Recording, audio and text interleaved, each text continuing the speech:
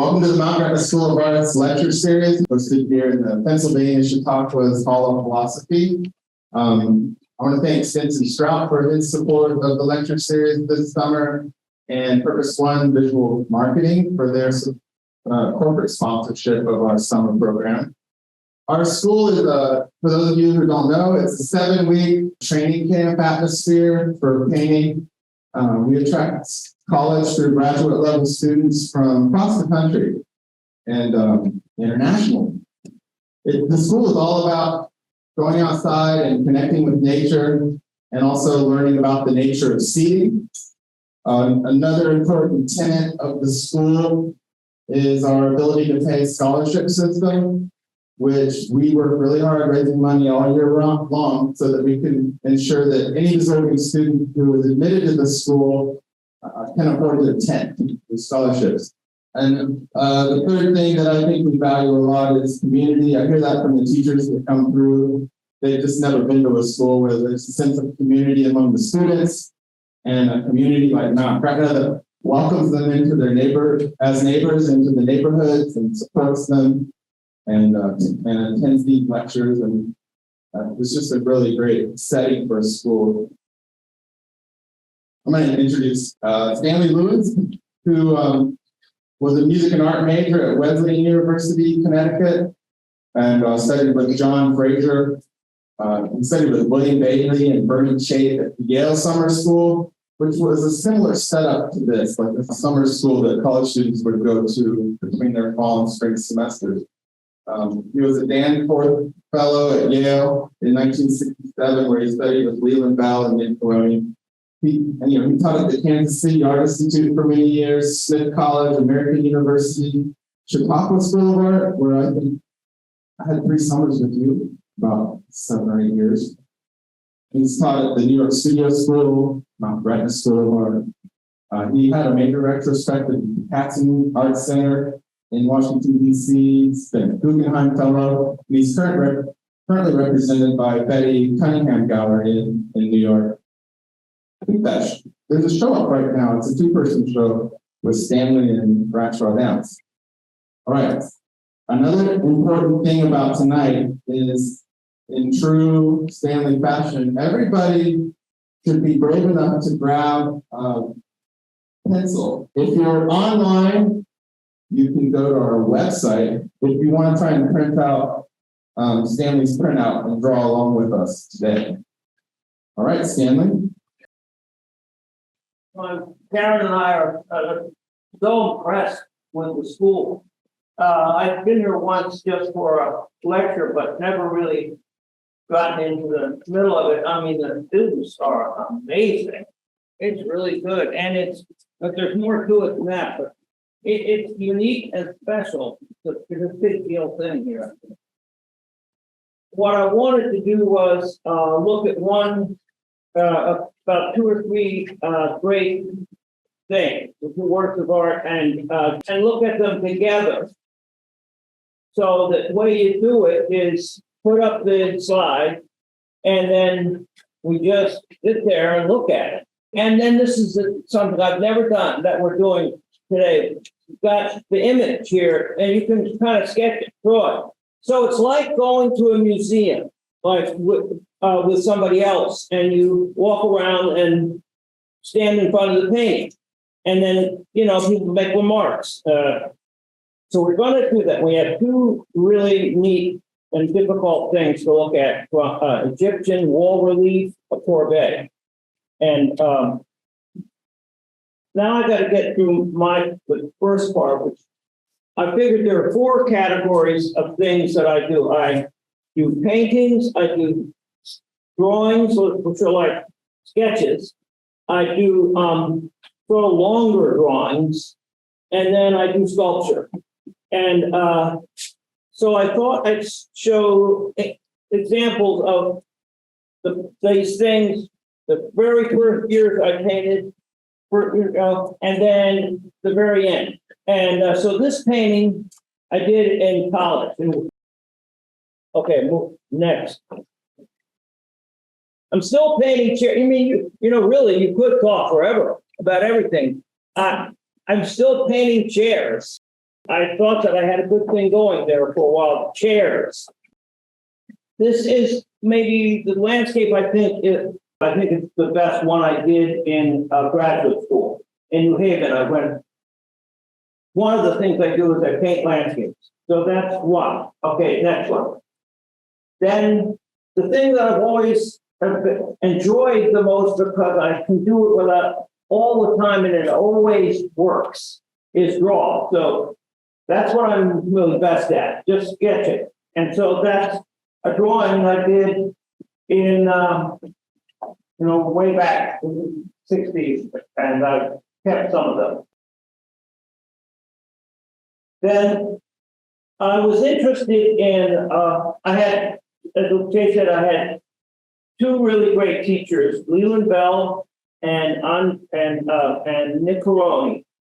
And Leland was talking about Duran all the time. Duran is a really difficult painter to kind of grasp, and I'm still working on that. This was trying to somehow relate to Duran. Okay, next. What Leland said right away was, you're going to copy. You're going to study paintings in the museum, at the Yale Art Museum. We did. We went over, we took our easels and painted there. And then somehow I got introduced to Courbet in graduate school. And so the best painting I did in graduate school, which I still think is I can't come up to this one. I'm still trying. I think that I will. I'm not sure if I'll ever be able to paint a big painting with a big sweep to it like this. So that's a Courbet, a copy that I worked on for a long time. None of us do the copying thing enough. That is the best way to get your ideas, better than from other people. Better because you don't get criticized, by the copy. This was in when I got the job in Kansas City, and this is what I'm not good at, is invention. So what I did, I was very interested in Avion. I got the idea for this painting from the El Greco that's in the same one that's hanging in Ryan's studio, where Christ is spinning around, running through, and that's where I got the idea for this. And I like baseball. I wanted to play baseball, but I quit in Little League. So what I did, a big thing that happened was we somehow started in Kansas City. I started to draw on print paper, and I started drawing these drawings like this, and they worked. They came out. I liked the way it worked, the paper, and I could cut the paper and peel it. That's been a good thing for me to do. I love working drawings on paper like this. So that was one of the very first ones. And then this is same kind of paper in my studio, and this is Kansas City, and this shows the things I'm doing, which are the summary thing I'm kind of getting to. So I was doing sculpture. There's a head out there on the left. I guess that's the only sculpture you can see. And then I was doing invented paintings of like cities, which I don't have anymore. Okay, and then now we're present. So I kept working on the paper paintings with the print paper. I worked on this. It took me about 7 years. I worked on this. So I ended up, what's happened is I started to work for a really long time on things. The same with the paintings. So that's sort of the way I've been painting, and I'm still, in a certain way, painting like that. I work on them for sometimes for the whole summer, let's say, or a whole season, or 2 seasons. Okay. And this is different. I did this from a photograph of about this big that we had, done from the phone, and then I somehow cut it up and then copied it. It was long. That was about over, not all day, every day. It was about a 3 year, and I kind of kept going back and into it. It was hard. That's my daughter, Karen. It looks good like Karen. I really got Karen. And my son, John, and all the grandchildren. And it was really a great experience, but very hard. And I only used yellow ochre, kind of a green that I make, and Venetian red and white. So I had 3 colors.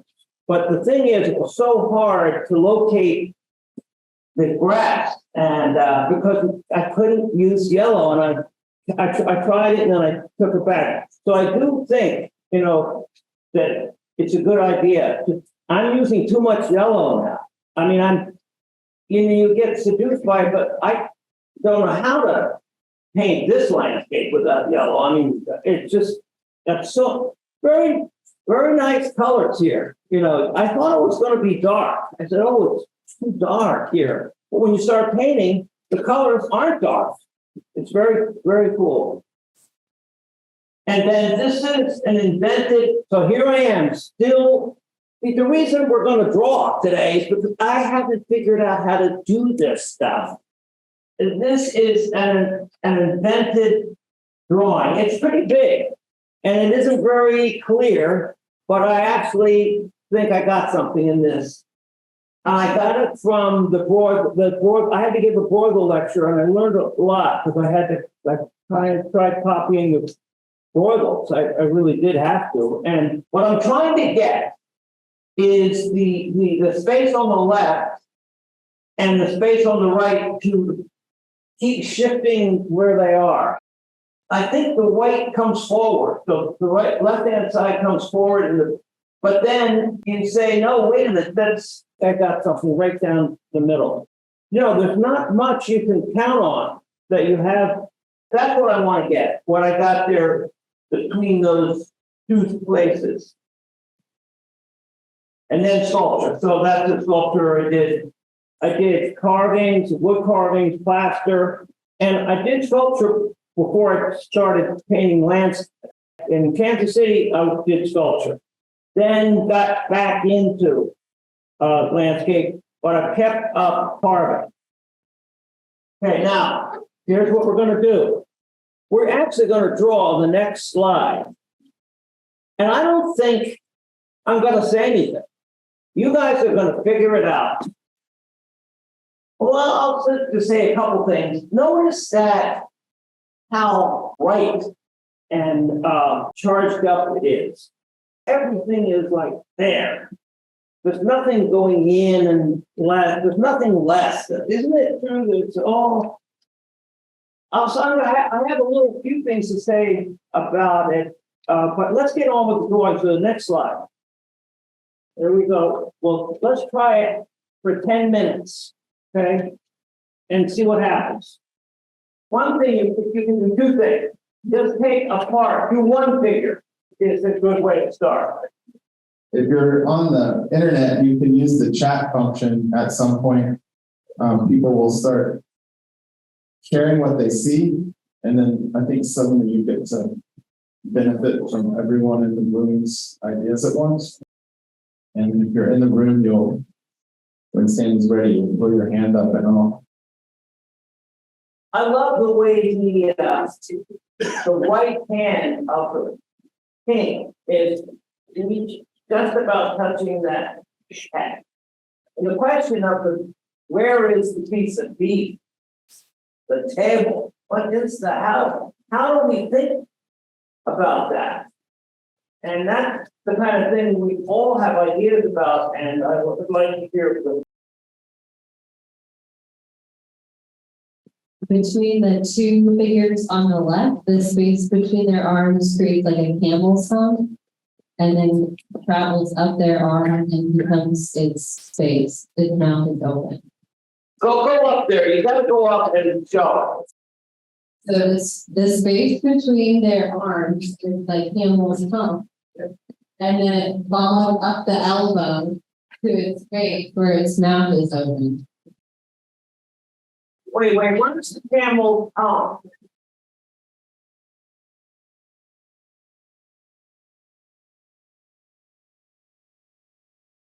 Oh, that's the hump. I see it now.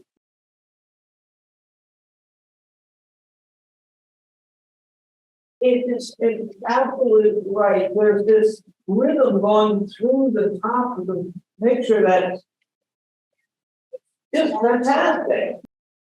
What a great artist. That's one of the key ways. After you keep looking and that's if you're starting out with that arm of the queen, I think it's the woman's arm, and the hands, the way they've been, so they look backwards all the time. It's worth just drawing the hand and seeing what's going on there, and try to see if you can figure out what the idea of how the thumb and the fingers is being used. And so if you hold your own hand up, your thumb's going to be closest to you. You're seeing it like that, but yet it reverses when the hand keeps moving out of the space of the wall, even though it's so compressed. But the idea is this slowly see the space opening up. The triangle that you mentioned, Stanley mentioned on the rope creates a kind of tunnel effect to the left that sort of pulls it out. It creates a dimensionality of them. Go up and tell them and work on it. This triangle here creates the geometry here. Pushes it forward. So you have to do that again, but you got to be real slow about this. This triangle here, you can see it like slightly popping out this way. And it creates kind of like a shape that goes across here and at the hips here. So that's huge, but stay right there with that, because if you can make yourself look at the whole thing at once, and then say to yourself, wait a minute, the triangle on the left is moving forward. It means that you no longer see it as it. There's a moment when it's gonna start to feel like it's real space, and in a way, it creates that what you said. It's very and a huge thing for the rest of the picture to work against it, but. One of the brilliant things about this is the element in the center between the three figures, and you've got the various animal parts there and whatnot. But the bottom looks very familiar to the tree of life formations.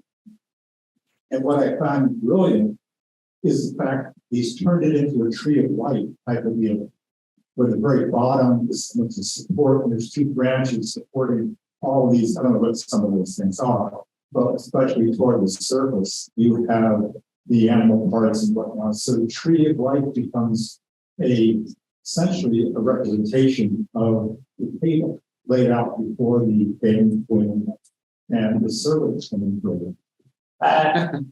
Brilliant. That's so huge, because you can't make yourself conceive of the table, and because we're thinking of a table, we have a Cezanne table, like so, because the table is like that, and the things are on it in our minds. The Egyptians wouldn't do that. No, they go up. Yeah. But if you say a tree of life with the trunk being the one thing in the middle of the table holding it up, and the other, that means you can go right up to the top and even exploding out into the hieroglyphic. Yeah, I don't know what the things in the top, just below the hieroglyphics. So leaves or something, or just hard to tell from where I am, but Yeah, that wonderful leaf up there that touches going up. This is what is so troubling about trying to do paintings, to paint in general. You know that to make it go up is to kind of, and all of us, you know, we're painting and we're going, we have stuff here and then something goes like that and you think, oh, but this is just, and it goes from bottom to the top. You get a feeling that you've kind of got something. It's that's the excitement of making pictures. You come across these things, but the tree of life is a huge category in painting. Deborah Rosenthal talked about that constantly. Well, the other thing is somehow the table as a tree of life is in the middle of the interaction between the figures. And everyone's got to, if you looked at this long enough, I think you start to get the gestures and the rolling of the figures. Actually, what we ought to do now is set it up, actually good. The tree of life almost comes forward and they can kind of interact behind it or around it, and I understood that yet. Well, I use a lot of geometry in terms of my design. So when I look at this, I look at the rectangular shape, and I look at the issue about the rule of thirds. We start to cut this in thirds and see this as a third. Let's see that line across the top of the third. Then the other third, let's see the strong one. It's going to right up through, then there's 2/3 match. See that his eye becomes both of them. There's two. So when you're drawing it, you could put a line going right down, right? Yeah, you can draw a line. That two vertical lines, sort of cut that. That one line coming right down to his eye. The other line constantly keep coming down through that tree, almost down through the base. There's a long tradition of how to understand, you know, works of art like this and drawing with all you do. In fact, we could have just done that.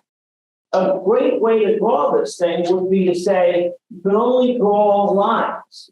And they have to go, that would be a way to draw this thing, to study it. You'd say, I'm going to divide it up into big blocks. And it would look probably better than the way I would.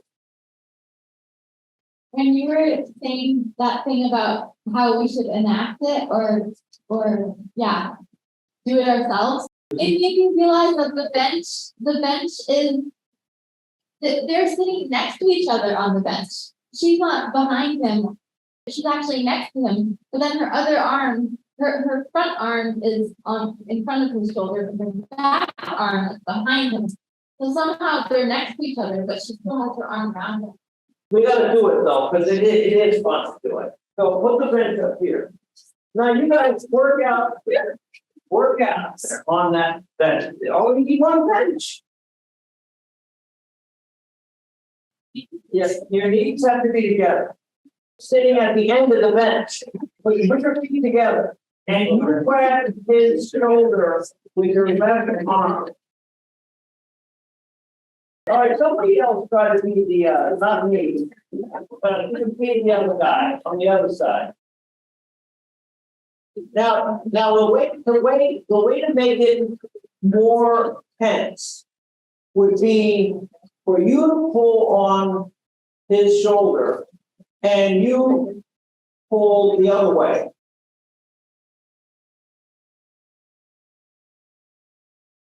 All right, now let's to try to get this, just to wrap this up on this image. What I think you've got to do is, let's say, see that there's a kind of a counterpoint, a kind of shifting back, like the figure on the right, it's impossible to tell. And you should try to think it through. I mean, the figure on the left, on the right, is the belly button, right there. So that means it's very subtle and not clear whether we're seeing the front, the side, or the back. What about that arm going down with the with the reversed hand? That's so strange. Let's go to the next, and let's look at the barn. We're looking at this, amazing and difficult design, and we're just seeing. It might be superficial, but something about the frontality of the way he's stacking up seems to relate to the table. Our next one. Egyptian art, and let's say at the Met, when you go in and you see the very early things, 4,000, 5,000 BC, and the figures will be at different angles. So we figure over here, figure over here. At some point, and the date is pretty clearly around 3,200 for this. There were two things that happened. The king of the Upper Nile defeated the Lower Nile, and they made one big kingdom. And this is the palette. It's only that big. So that's sort of the beginning of the whole dynasty. So the figure that we saw, which you see in every piece of every Egyptian wall painting that for 2,000 years, they all have that ground plane, and it's exactly the same tensions in this that you see in the picture we're doing. And I just wanted to put that in to show you that. So that's the other side of it. Okay, so now we're going to go and look at the Corvette. Let's look at that. And he's depicted himself on the right as an Assyrian with his Assyrian beard. Okay, put the Assyrian thing up. He was looking at this. Isn't this figure's body strange? Isn't it interesting how it just seems to have this central area that you don't? I find that what's difficult about this, and that's basically my whole, what I've experienced with art, and it's kind of what I wanted to express, but I think there's no way to make sense of this area. What are we supposed to do with it? It seems to me that it means that art isn't explainable in natural ways. Let's figure that out. Come on, everybody, try. Like, what could that be? His left arm, so I'm talking about the guy on the right, is leaning how? On the front of his sword. But it seems like his butt, like this, right here, is what's facing you when you look at the right arm, which is back here. Then, when you go down and you see the little toe there, so that means the back foot is his left leg and the front is his right leg, which means he's like this. I would say that makes no sense. And that to draw it, and if you believe that it has to make sense because and that's the way I would look at it. You've got to figure out a way to rationalize that in terms of, go ahead and try it. Hip out. Resting on the strapped in sword. Yes. Showing us from the stick. How do you present a figure in locally, a general locally in an act pose. You find this really left shoulder out, make it look like it's coming into space. But it doesn't work. I don't think it was successful in that. I agree. I mean, you're totally being reasonable about this, but no, I just want to say that one of the reasons why I'm interested in this, I've always had the same reaction, and it's not a easygoing one. I'm kind of confused by this, but then my way of dealing with it has been to try to figure a way of drawing it so I can make it fit a higher set of drawing ideas. And I think the way I've decided on doing it is to always feel that the piece is correct. What I would say is you're experiencing many kinds of life. You know, Sarah, I agree. What you did with your clothes is right. But I think the fact that since I'm seeing his back turn, then about a second goes on and he begins to turn the other way and I'm sort of dragging behind. And then when I get down to the feet are like in another, it's like there's 6 seconds. And they're all compressed. That's what I think. Stanley, are you familiar with David Hockney's book, Secret Knowledge? No, but I read about him a little bit. It hit me that part of this book is about how, starting the Renaissance, lens-based imagery became the norm. You could make, trace camera obscura and then freeze that image with photography. And everything that you're interested in is pre-lens-based imagery. Like this right here, we're trying to make sense of this if it was a photograph. No, I think that's right. All the things you talked about this, all of a sudden it hit me. You are not interested in lens-based imagery, and that's your mystery. You just talked about a higher, like you're trying to attain something higher beyond the mechanical eye and the lens. It's amazing. I think painters, that's what all of us are doing. I'll look at the Hockney thing, but I like the idea of it being, I think I might be misinterpreting it, but I'm seeing all the poses at once, many different poses, all unified in an image. To experience it, you have to just stretch it out, like the guy's having this conversation. And I think the Assyrians are incredibly great. Well, good. That's the best. Yeah, I like that better than the. I mean, Left of really interesting, but I can see. yeah, but I hear that as a question, but I stopped thinking about that because I'm not thinking about that anymore. I'm not gonna think about cubism.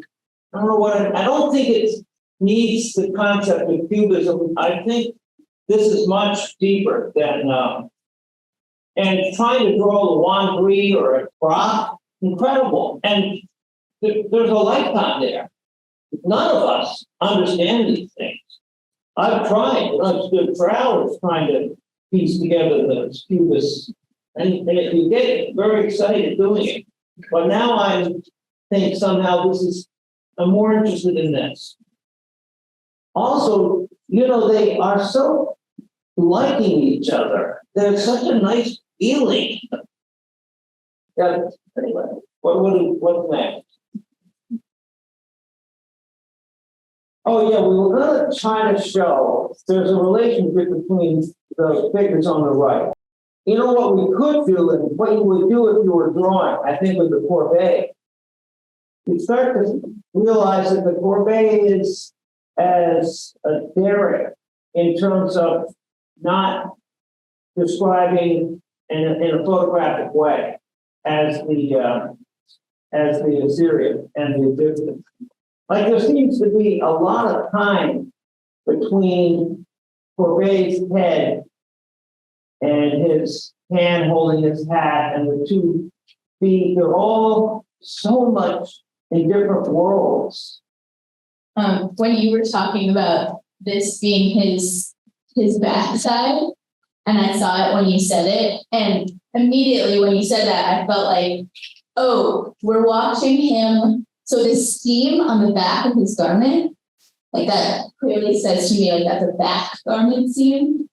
And the other figure, like they obviously were capable of showing figure side on. That's like very clearly a side figure. So when you said that was his back, to me, I immediately thought like in a movie, when you watch somebody walking from behind, that gives the impression that they've been walking for like a long time. And so it seems to me like the back says like, oh, an amount of time, like the narrative. So it's like we've been watching this person walk for a long time and then turns to talk to the other guy and greet him. And then we see the other image and it's like, that to me is like where Corbet got the backpack of like, he's been walking for a long time. And then this other guy like looks like he's traveling for like a long, like it's a like big travel and he's like reading it. That's how they like fit together to me. Very good, very good.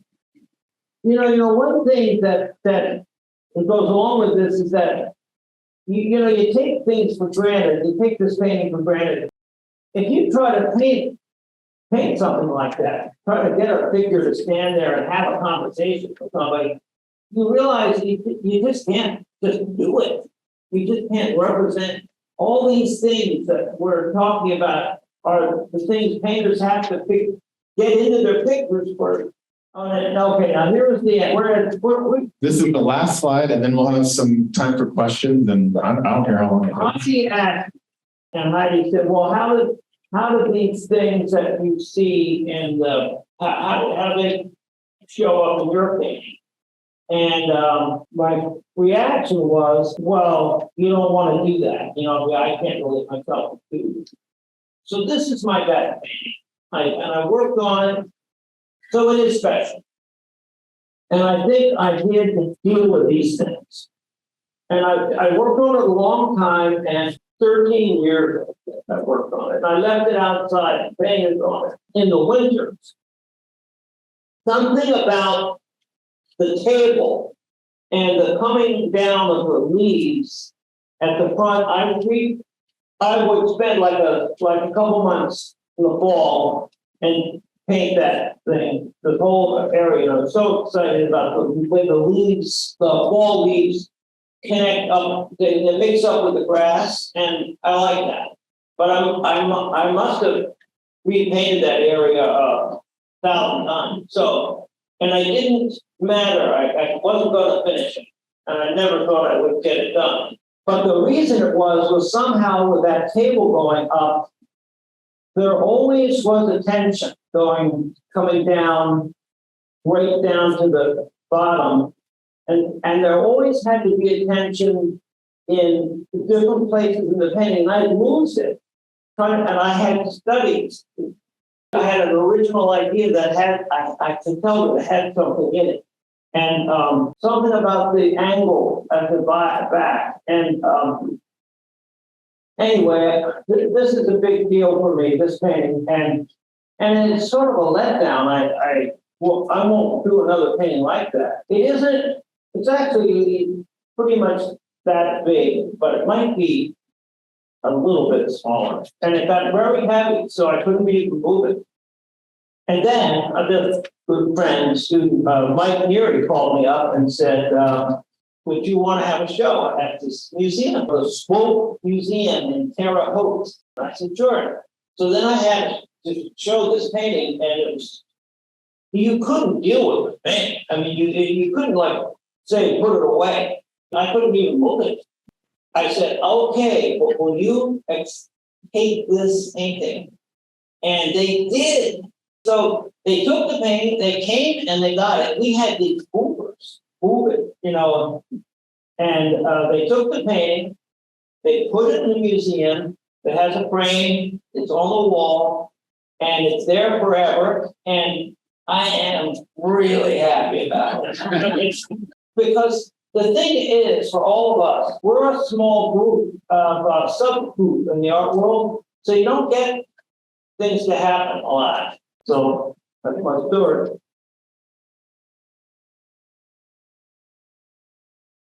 Thank you for your talk. I was just curious, Stanley, can we go back to your baseball picture by chance, that baseball player swinging? You know, when I look at the baseball picture, it makes me think about, you know, body at rest. And clearly that baseball player has swung through and now is in tension. And his body's not at rest. You know, his body will come back to rest, whether it's golf or tennis. Yeah. And I wonder if the Syrian image, it's almost like the body's twisted. If you were to put your feet one way and your torso another, and then your upper body another way, it seems to suggest movement. Oh, no, totally correct. I mean, that's the key, is that they've taken all the poses and put them all in one image. It's a big deal. All the artists, after First Degrees, then all through art history, Matisse, they're doing exactly the same thing. It's the way we have to interpret art as having this. Anyway, I think you're seeing it. I think the other interesting thing is in your last game, like the perspective's bent in the same way, which provides, I mean, for me, it first it comes across almost like a still life, but then you warp the perspective, which I think moves the entire image. So I thought it was really interesting. I thought you did an amazing job when I first saw this in terms of capturing the batter's rotation. And then you see it in the Syrians, and then even in your still life, I think in all your images you captured movement by twisting the